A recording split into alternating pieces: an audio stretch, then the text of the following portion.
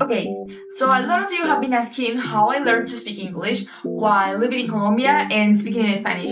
So today, I'm sharing my top 5 secrets with you guys. These tips may work for you for learning English or any other language, and they actually work. Well, at least they did for me.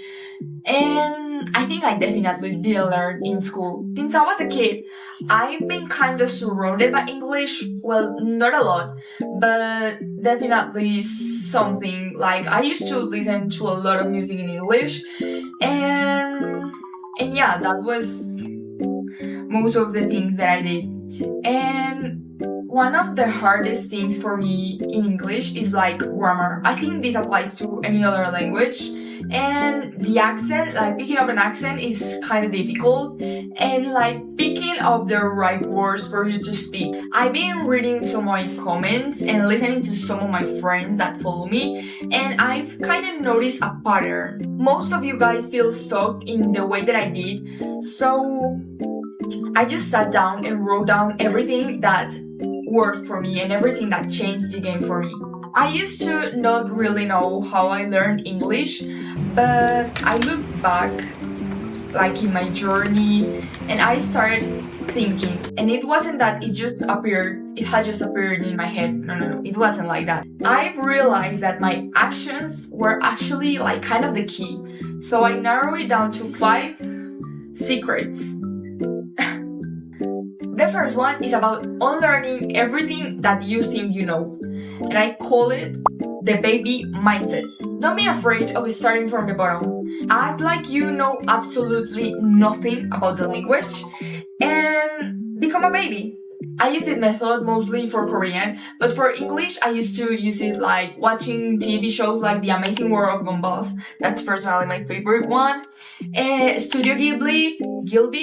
Studio Ghibli, and I even watched Paw Patrol. I was locked in. And you may be wondering, what is the trick? Well, don't use subtitles. We are training your ear here, so if you don't understand at first, that's completely fine. You're just picking up the accent and to start speaking like a native. I think this also works with music. Now, to train your reading skills, a nice resource for that are the tales, like the kids' stories, or just something to read. I'm going to recommend you 2 apps for this. The first one, you may know it if you like to read comics or if you like manga, and it's Webtoon.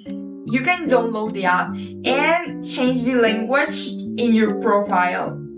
Well, you go to your profile, then settings, then content language, and then there are these options. You can choose whatever you want. Now, if you want the Korean webtoon because you're learning Korean, you have to download Neighbor Webtoon. You gotta search for it Neighbor Webtoon. And you just download it, and I don't really understand much of this, but it's the intention. I know one day I will. Another app for Korean, and maybe for English that is way simpler than Webtoon, it's Duru Tekbang. Here you'll find mostly Korean kids stories by level. You got from 1 to 6 level. And you can find stories in Korean, Vietnamese, Chinese, I don't really know what other language is that, and English. But reading and watching shows, guys, is just the beginning. You gotta really stop playing it safe to learn the language. So here comes the second secret. Jumping into the pool without floaties. You have to change your environment. I don't know, put your phone in the language that you're trying to learn. Put post-its around your house so you can associate objects. But most importantly, do not translate in your head. Please. If you translate, you will get confused and you will slow down your speaking. To make it clear, if you see, you don't think, manzana, apple, sawa.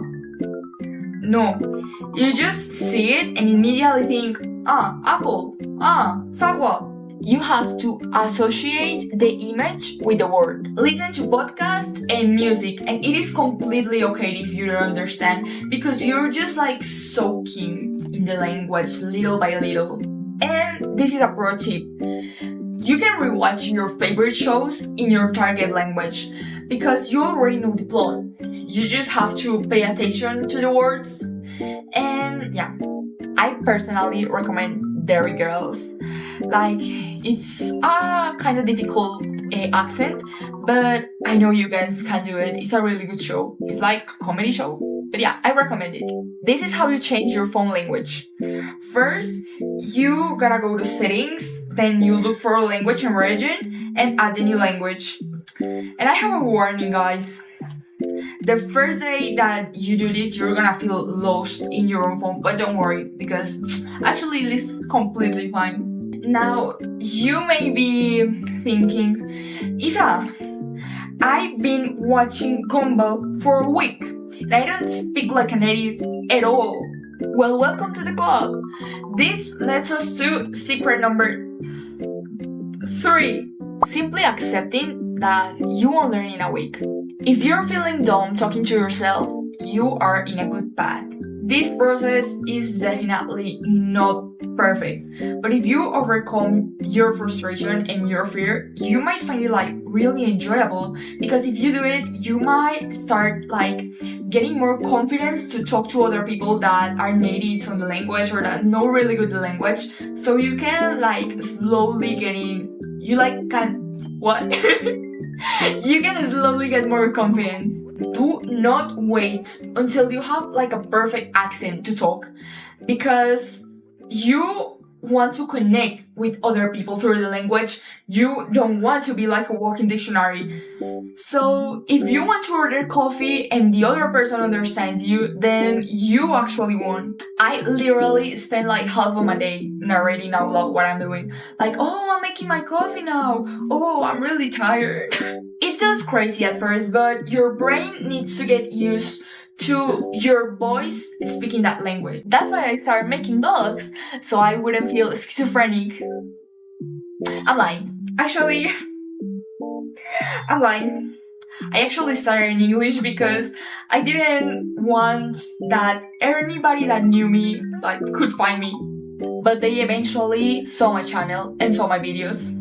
And if I'm really honest with you guys, I'm really grateful for that, because they give me feedback on my videos. So I know now what's right and what's wrong and how can I get better. So I'm really grateful for them. I love you guys. Anyways, so now that you accepted that it's okay to feel a little bit crazy talking to yourself, you need a system. Like, you can't learn 100 words in a day and expect them to remember them forever. No. That's when secret number 4. Learn from 5 to 7 words a day. Yes, no more. But here is the key. Don't just learn words, learn complete phrases. For example, don't learn book, learn where is my book. Don't learn 꽃, learn 꽃들이 정말 예뻐요. See the difference? Remember guys, quality is much more important than quantity. You will feel less overwhelmed if you learn 5 words that you will actually use instead of learning 100 words that you will forget by tonight. Before I tell you my final secret, guys, the number 5 secret, which is the most important reason why I struggled learning Korean, don't forget to subscribe to my channel and hit the like button and comment.